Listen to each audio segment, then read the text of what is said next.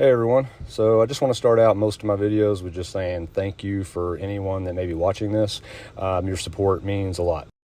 My goal for these videos are that they truly bring some value and insight to any upcoming projects you may have. That being said, let's get into it. So if you have some cabinets that you're looking to repaint, this is going to be the video for you. First thing you need to do is to figure out what type of cabinets do you have and what look are you going for. In this clip right here, we're trying to remove all the existing paint that's on these doors. And in doing so, we're using some 80 grit sandpaper. And if you have a similar project, that might be a good starting point for you as well. For those of you that are not sure about sandpaper, the lower the number, the rougher the sandpaper. All right, so we've got the bulk of it done using our Orbiter sander. I actually find that it works really well for taking off material pretty fast, but obviously for the inside corners and stuff, a little harder to get to. So we're gonna take our regular palm sander and we're gonna hit that really quick.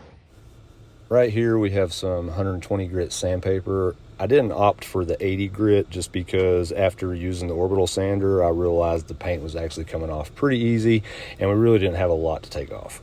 Now that we've got the majority of the paint off, it comes down to the hand sanding. Right here I have a rectangular sanding block.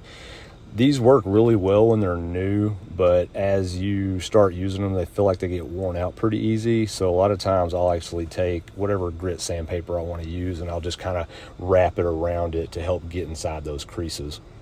Also, you may have noticed halfway through that clip, I actually switched the sanding block that I was using. I actually switched over to a different sanding block that had a 45-degree edge on it. And so it just made it getting in those creases that much easier.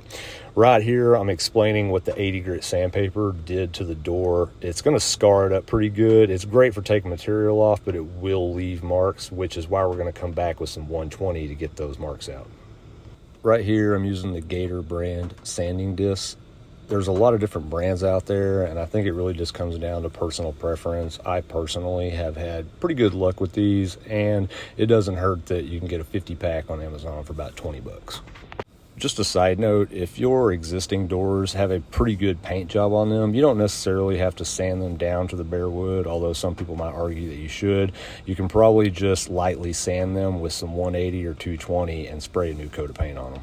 So just a quick recap, we started with the 80 grit to get rid of most of the existing paint. After that, we went to the 120 to get rid of any additional scarring that the 80 left. After that, you can go to 180 or 220. Here I opted to go to the 220 because the door was looking pretty good. The main purpose of the 220 is to get rid of any paint that may be left on the outside corners or the inside edges and to get the door nice and slicked up, ready for paint. After we've completely finished our sanding, we're going to get our air compressor and just try to get as much of the dust off as possible. Last thing I like to finish with, once we've got everything blown off, is to get a rag and get it nice and damp and just wipe it down the best you can and get off any dust that maybe the air compressor didn't get to.